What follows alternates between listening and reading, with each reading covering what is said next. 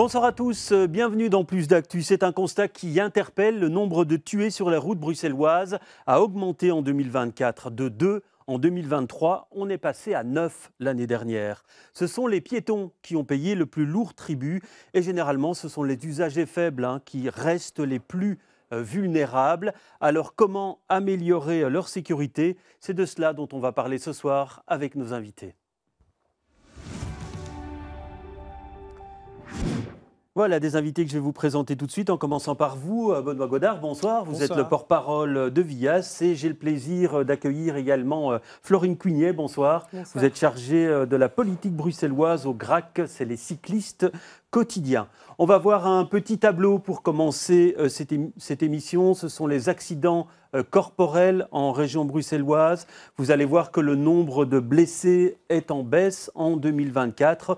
Par contre, le nombre de tués augmente, lui. Ils sont au nombre de 9 à avoir perdu la vie sur les routes bruxelloises, et dont 6 piétons.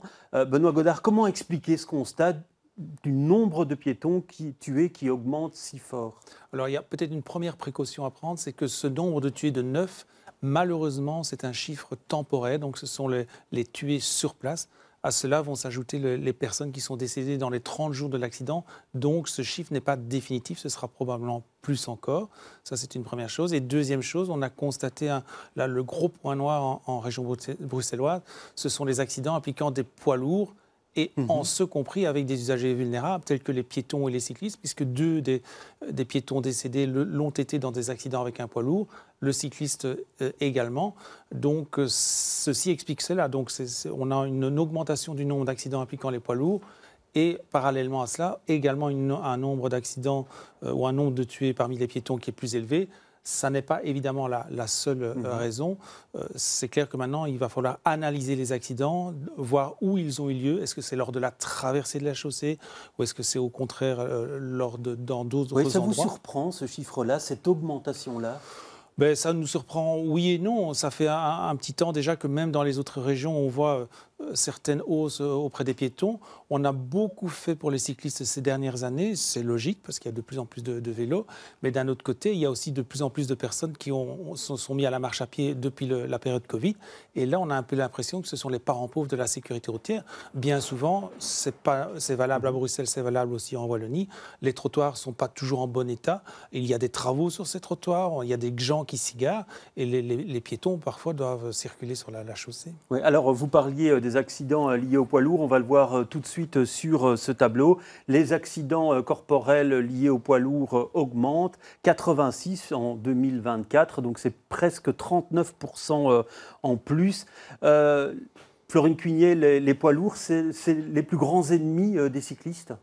C'est effectivement très problématique. Si on regarde les accidents, alors non pas uniquement en 2024, mais aussi ces dernières années, on voit que les accidents mortels pour les cyclistes impliquent très régulièrement des poids lourds. Alors ça peut être un camion, ça peut être aussi des bus, des cars, des trams. Alors ce n'est pas les accidents les plus nombreux, je dirais. Par contre, c'est des accidents qui, quand ils surviennent, ont des conséquences extrêmement graves et souvent mortelles. Donc c'est pour ça que c'est très important de mettre en œuvre tout ce qui est en place pour pouvoir sécuriser les usagers. Oui, et qu'est-ce qu'il faudrait en plus selon vous? On pourrait dire, c'est vrai qu'on en a parlé parfois, interdire les plus gros camions sur le territoire bruxellois. Est-ce que c'est une mesure que vous appelez de vos voeux, vous? Il y a toute une série de mesures qui sont à mettre en œuvre. Donc, bien évidemment, souvent l'infrastructure est aussi en cause et je crois qu'il faut travailler également sur la formation. Par contre, un point sur lequel on souhaite insister, c'est vraiment sur la conception même des camions. Donc, depuis juillet 2024, l'Europe a imposé toute une série de dispositifs de sécurité sur les poids lourds. Par contre, elle a décidé de reporter à 2029 ce qu'on appelle la vision directe. Donc, c'est le fait de concevoir des cabines de camions qui sont plus basses, qui sont vitrées et qui permettent d'éliminer les angles morts. Or, on sait que l'angle mort, c'est vraiment un des facteurs majeurs dans la survenue des accidents entre un poids lourd et un cycliste. Et donc, il n'y aura rien avant 2029 et ça ne concernera en outre que les nouveaux camions. Donc ceux qui circulent à l'heure actuelle ne devront absolument pas être équipés. Donc on souhaiterait aller vers un modèle comme Londres qui depuis plusieurs années en fait adopte des règles beaucoup plus strictes pour équiper progressivement ces camions de la vision directe avec des excellents résultats. Oui, et donc il y a des lacunes d'équipement dans les camions aujourd'hui par rapport à ces angles morts, Benoît Godard? Alors il y a beaucoup de rétroviseurs, il y a même des caméras dans les camions. Le problème est qu'on a multiplié multiplié ses rétroviseurs, si on a multiplié ses caméras. Bon, la caméra reste l'ustensile le plus utile parce que dans un camion où vous avez plusieurs rétroviseurs, lorsque le camionneur regarde dans plusieurs rétroviseurs, la situation a déjà changé quand il est en train de regarder dans son dernier rétroviseur. Et donc, au niveau technique, ce n'est pas nécessairement facile d'agir. On a parlé de la vision indirecte. Oui, ça pourrait être une solution, mais on est à du long terme à ce moment-là.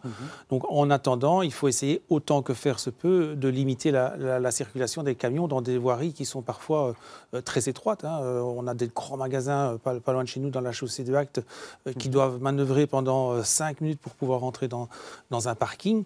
Est-ce que ça peut poser problème? Oui, c'est clair que pendant qu'il recule, si un cycliste passe, ça peut poser des problèmes. Donc, voir s'il n'est pas possible, dans certains cas, de limiter la livraison via... Vous plaidez, vous, pour l'interdiction, soit à certaines heures, soit à certains endroits, des plus gros camions? C'est difficile. L'interdiction, je vois déjà dans le grand magasin près de chez nous, à l'Institut Vias, ils ne livrent que sur le temps de midi parce qu'ils essayent d'éviter les heures de pointe. Donc, eux-mêmes essayent de faire des efforts.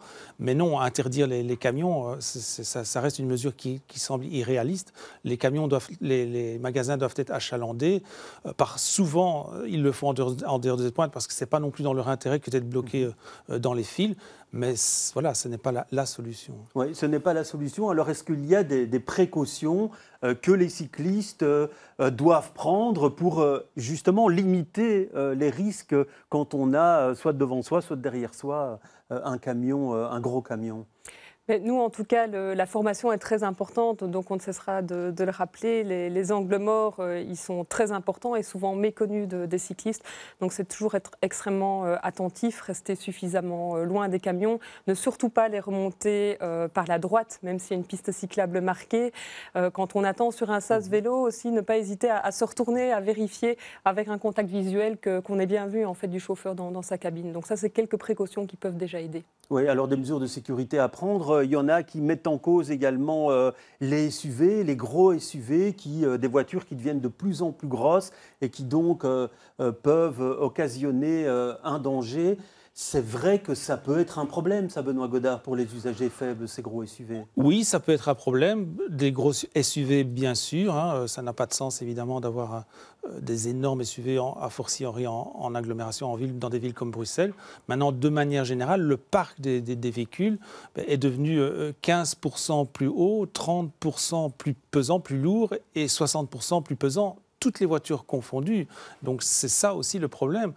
Aujourd'hui, le piéton, malheureusement, quand il est heurté par un véhicule, a moins de chances de survie qu'il y a quelques années à cause de ça. Pour les SUV, bien entendu, mais également pour l'ensemble des véhicules. Ouais, et donc, les SUV, ce sont des remarques qui vous reviennent souvent au GRAC en disant que parfois on a peur que les cyclistes ou les piétons, même, ou les petits-enfants ont des craintes par rapport à ces véhicules. Évidemment, comme Benoît Godard l'a souligné, la sécurité en cas de collision, les dégâts peuvent être beaucoup plus importants, mais également le sentiment de sécurité. Donc, c'est des véhicules qui sont beaucoup plus imposants, qui constituent aussi des masques de visibilité. Et donc, tout ça, ça a un impact très, très fort. Et puis aussi, l'espace que ça occupe dans l'espace public, donc dans les rues qui sont parfois étroites. Quand on a des voitures plus larges qui sont garées de part et d'autre, ça laisse moins de place pour circuler. Oui, il y a Heroes for Zero, l'association que vous connaissez, qui dit pour les véhicules lourds en ville, il ne faut plus accorder de carte riverain aux véhicules type Dodge Ram, Ford Raptor. Donc, ce sont les tout gros véhicules, donc ça veut dire qu'ils ne pourraient plus se garer à certains endroits en ville. Quel est votre avis par rapport à ça? C'est clair que c'est valable pour toutes les voitures. À nouveau, elles sont plus larges et donc moi j'en vois beaucoup qui doivent se garent sur une roue sur le trottoir pour être sûr qu'on n'accroche pas le rétroviseur, ce qui n'était pas le cas il y a quelques années. Maintenant, on peut peut-être passer par des incitants plutôt que par des interdictions tout le temps et donc inciter les conducteurs à se tourner vers des voitures moins lourdes, moins polluantes, en leur donnant un bonus fiscal, plutôt que d'interdire de se garer dans une rue quand vous avez un véhicule trop grand. C'est peut-être une meilleure solution. Oui, l'interdiction, vous en pensez quoi, Florine Cuignet? Mais encore une fois, je crois qu'il y a plusieurs pistes qui existent et la région bruxelloise peut mettre certaines mesures en place. Par contre, elle n'est pas seule dans le jeu, donc le fédéral doit aussi intervenir. Et puis l'Europe aussi. Donc je crois qu'il faut aussi inciter les constructeurs à proposer davantage de modèles adaptés, puisque là, les constructeurs continuent à proposer et à promouvoir en tout cas des modèles de plus en plus lourds et de plus en plus puissants et qui posent de plus en plus de problèmes pour la sécurité. Alors on va voir un autre chiffre, c'est les accidents corporels de cyclistes en région bruxelloise en 2024. Et on va voir, là c'est plutôt une bonne nouvelle, hein. Ils sont en baisse de presque 6%. Signe positif, puisque le nombre de vélos ne cesse d'augmenter. Vous y voyez, vous, une plus grande prise en compte des cyclistes aujourd'hui, ou alors ils sont plus nombreux, donc on y fait plus attention? Là, on voit aussi les chiffres juste pour une année. Donc, c'est vrai que ça a peu de sens de comparer juste d'une année à l'autre. Donc, s'il faut regarder, c'est vraiment les tendances sur plusieurs années. Et là, effectivement, on voit qu'on est dans une tendance très positive avec des chiffres d'accidents qui ont tendance à réduire ou très certainement une propension au risque, en tout cas, qui est limitée. Donc, effectivement, on a de plus en plus de cyclistes et parallèlement, on a un risque d'accident qui est de plus en plus faible. C'est effectivement lié au fait qu'on a des aménagements de plus en plus adaptés, même si là, il y a encore beaucoup de progrès à faire. Et puis, le fait, effectivement, que davantage d'automobilistes sont eux-mêmes cyclistes et donc voilà, comprennent mieux ce qui se passe et sont plus habitués aussi à circuler avec des cyclistes, à être attentifs. Oui, l'amélioration des infrastructures, c'est vraiment le plus important, Benoît Godard, pour limiter les risques. C'est clair que quand vous avez une piste cyclable qui est séparée du reste de la chaussée, le risque de conflit, le risque d'accident est moindre.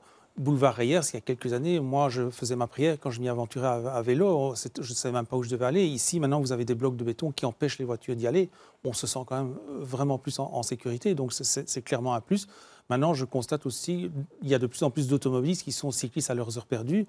Et je vois quand même aussi beaucoup de remarques, enfin de marques de courtoisie, des gens qui laissent traverser des cyclistes alors qu'ils ont la priorité en faisant signe. Donc, tout n'est pas si noir. Et finalement, le Covid a permis peut-être de faire avancer les choses plus vite et c'est quand même un point positif. Ouais, vous avez l'impression qu'on a passé un gap aujourd'hui et que donc par rapport à la prise en compte des vélos, aussi bien dans les aménagements que dans les gestes que l'on adopte, il y a beaucoup de chemin qui a été fait ces dernières années? Il y a beaucoup de chemin. Maintenant, voilà, c'est un travail en cours. Et donc, de la même manière qu'on a construit une politique favorable aux cyclistes, c'est très facilement aussi détricotable. Donc, on invite le prochain gouvernement, une fois qu'on en aura un, à vraiment tout faire pour continuer sur cette lancée positive, parce que je crois qu'il y a encore beaucoup de choses à faire. Oui, et pour vous, on parlait de pistes cyclables séparées. C'est vrai que c'est ce qu'on entend souvent, hein. Quand on parle à des cyclistes, ils disent c'est à ce moment-là qu'on se sent le plus en sécurité. Est-ce que pour vous, il faut essayer d'en faire partout où c'est possible, ces pistes cyclables séparées?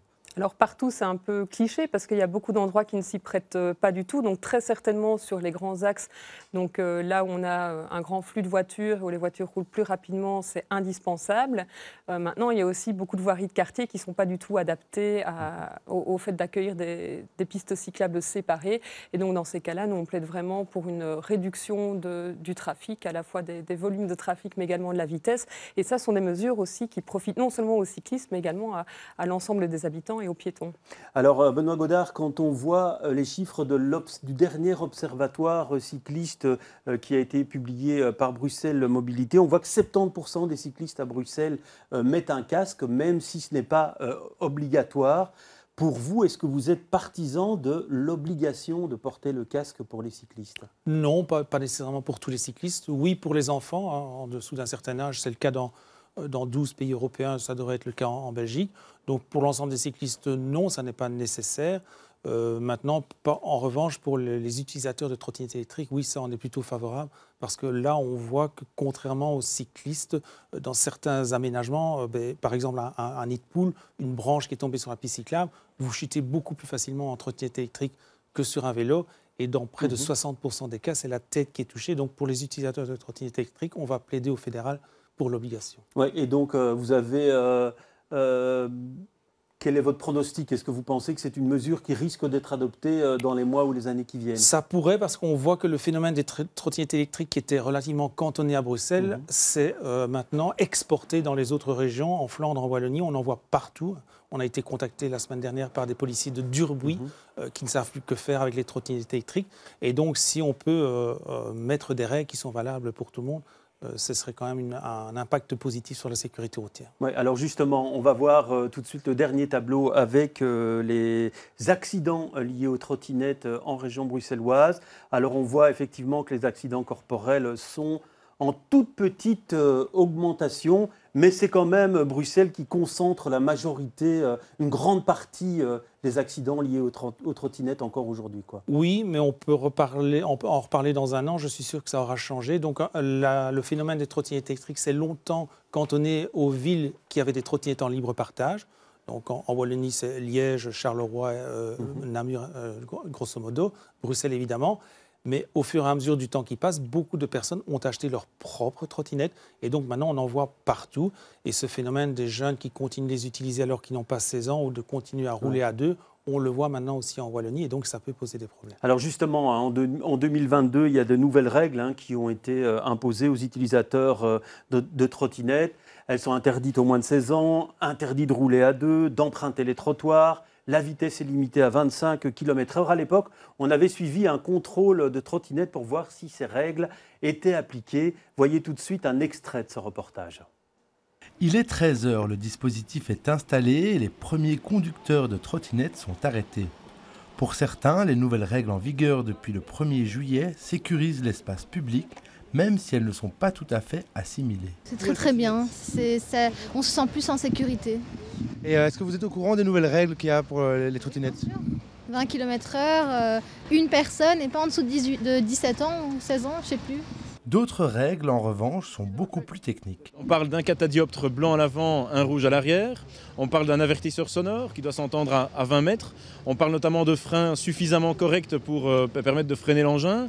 On parle également de bandes autoréfléchissantes sur le côté, sur le châssis, sur le côté du véhicule, mais également sur les roues du véhicule. Encore, parfait. Les règles d'alcoolémie sont les mêmes que pour tout autre véhicule, même si les trottinettes électriques sont souvent présentées comme plus dangereuses. Alors Benoît Godard, est-ce qu'il y a assez de contrôle pour les trottinettes selon vous? Non, maintenant nous allons bientôt tester avec David Stevens, donc le policier de la zone de police Bruxelles-Capitale, un curvomètre pour les trottinettes électriques. Donc c'est quoi un curvomètre? Ce sont des rouleaux qui permettent de vérifier la vitesse de ces engins, parce qu'on constate maintenant aussi que sur Internet, il est très facile d'acheter des trottinettes électriques qui vont jusqu'à 70, voire plus. Elles sont maintenant bon marché et les jeunes achètent ça, ce qui est vraiment très dangereux. Et donc, c'est un nouveau problème qui voit le jour à Bruxelles également. Oui. Et on va parler à nouveau d'interdiction. Pour vous, ça ne servirait pas, on pourrait imaginer d'interdire ces trottinettes qui peuvent atteindre de telles vitesses? Mais de facto, via le code de la route, elles sont interdites. Le problème, c'est que très facilement, vous pouvez les acheter sur Internet. Et vous pouvez même utiliser une application sur GSM qui permet de revenir à 25 quand vous voyez un policier. Donc, c'est très difficile de lutter contre cela. Et donc, nous, en tant que VIAS, on essaye de mettre les instruments les plus fiables possibles à disposition des policiers pour qu'ils puissent faire le plus de contrôle possible, parce qu'en effet, il n'y a pas assez de contrôle. Alors, des vélos rapides, il y en a aussi. Il y a les speed-elec et puis il y a les fat bikes. Ce sont des vélos avec des très grosses roues. Vous en pensez quoi, vous? Parce que finalement, ils peuvent aller tellement vite parfois, même si leur vitesse est limitée, que ça peut devenir dangereux pour les autres cyclistes. Je dois dire qu'à l'heure actuelle, c'est un phénomène qui est encore très très marginal à Bruxelles. Je crois qu'il commence à débuter un peu en Flandre. Donc nos collègues du Fietsensbond, en tout cas, commencent déjà à y réfléchir. Et puis on a aussi l'expérience des Pays-Bas, où effectivement ces vélos prennent vraiment beaucoup d'ampleur et sont problématiques. Donc non seulement ils sont rapides, mais c'est aussi des vélos qui sont extrêmement lourds. Donc quand on est sur des infrastructures qui sont partagées avec des piétons ou même des cyclistes plus jeunes, en cas de collision, ça peut faire aussi des dégâts très importants. Donc je crois qu'en tout cas, on ne s'épargnera pas la réflexion dans les années à venir, c'est sûr. Oui, et votre réflexion, elle va vers où aujourd'hui par rapport à ce type de vélo? De la même manière qu'on n'a pas envie de voir des voitures de plus en plus grosses et de plus en plus lourdes envahir les rues, je crois que c'est les mêmes dynamiques qui sont à l'œuvre avec les vélos. Donc à un moment, il faudra effectivement mettre le haut là. Maintenant, il faut encore savoir où mettre exactement le curseur. Mais je crois que voilà, il faut adopter un petit peu les mêmes principes. Oui, alors ces fat bikes, ils peuvent aller à quelle vitesse, Benoît Godard? C'est les mêmes règles que pour tous les autres vélos. Le problème, c'est qu'on les traficote. Donc à partir du moment où vous n'avez parfois même plus besoin de pédaler, ça n'est évidemment plus un vélo. Et donc là, la police saisit le véhicule et ne le rend pas. Donc c'est quand même vite de l'argent qui est gaspillé. Donc on pourrait certainement conseiller aux jeunes qui nous regardent de ne pas s'adonner à cette mode qui est de trafiquer les vélos électriques. Oui, et la règle pour la vitesse la plus rapide qu'on peut aller en vélo avec ces Speedelec, c'est quelle vitesse en fait?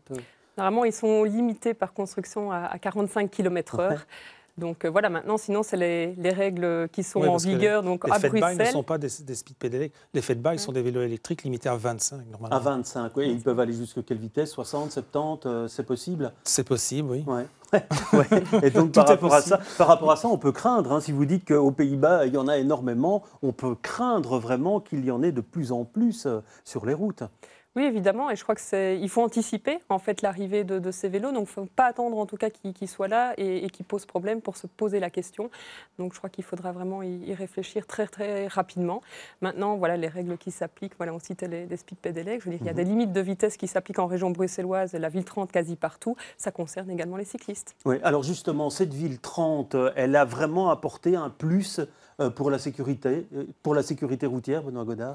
Il y a eu la période Covid, donc il faut laisser passer 3, 4, 5 années après le Covid pour pouvoir tirer les premiers enseignements. Là, c'est encore un peu trop tôt. De manière générale, quand on regarde le nombre d'accidents, on est dans une tendance positive. Hein. Si les chiffres se vérifient en 2024, il n'y aura jamais eu aussi peu d'accidents à Bruxelles ces 10 dernières années, malgré l'avènement des trottinettes électriques et de tous ces vélos électriques. Donc c'est quand même une tendance positive.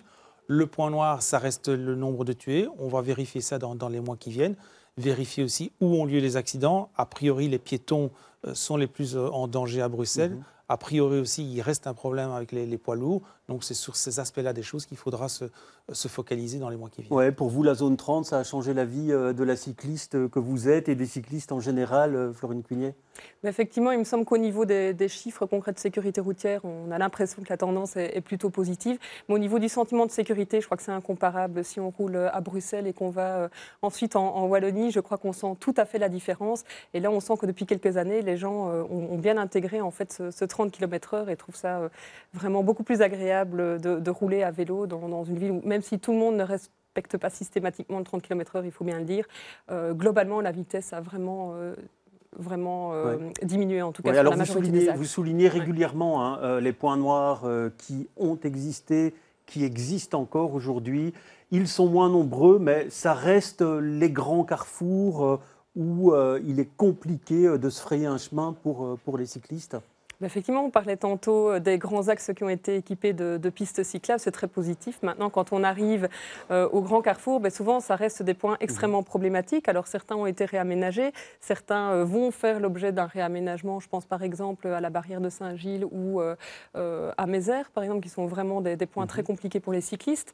Mais il y a aussi des carrefours qui, pour le moment, ne font l'objet d'aucun projet. Et là, je pense par exemple à la Porte de Flandre, qui est vraiment très, très complexe pour les cyclistes, ou des carrefours qui ont fait l'objet de réaménagements pas si anciens en fait, mais qui ne sont pas très adaptés, comme par exemple le carrefour de Troz, où les zones d'attente sont extrêmement réduites et finalement elles ne permettent qu'à un cycliste de se placer en toute sécurité. Donc voilà, ça c'est encore des points qui sont extrêmement compliqués à franchir et qui dissuadent parfois certains cyclistes de se déplacer à vélo, voire d'emmener leurs enfants à l'école. Oui, alors on le voit effectivement, il y a eu l'avènement des trottinettes, il y a d'autres modes de déplacement, l'espace public est de plus en plus partagé. Est-ce que ça ne complique pas les choses quand il s'agit de réaménager par exemple un carrefour, de tenir compte de l'ensemble des utilisateurs ? Bien entendu, il y a quelques années, vous aviez uniquement les automobilistes et les cyclistes. Aujourd'hui, vous avez des cyclistes, des vélos électriques, vous avez des trottinettes, vous avez des vélos électriques rapides. Donc tout le monde a le droit de circuler. L'espace n'est pas extensible à souhait, donc il y a des campagnes de courtoisie qui sont nécessaires, ça c'est clair. Au niveau de l'infrastructure, quand c'est possible, on essaye de donner la place à tout le monde, mais ce n'est pas partout possible. Et de la même manière que ce n'est pas partout possible de faire des pistes cyclables qui sont séparées du reste de la chaussée, dans les endroits où ce n'est pas possible, certainement qu'il y a aussi beaucoup d'actions à faire. À la chaussée de Hague, la piste cyclable, elle jouxte la bande bus et les bus tracent à 50 à l'heure. Le cycliste, il fait ça. Donc ça, ce ne sont pas des situations idéales. C'est sur cet aspect-là des choses qu'il faut se focaliser dans les mois qui viennent. Voilà, on aura certainement l'occasion d'en reparler. Merci en tout cas d'avoir assisté à cette émission. Plus d'actu, c'est terminé pour ce soir. Et demain, vous retrouverez avec Fabrice Grosfilet un plus d'actu politique. Très bonne soirée à tous.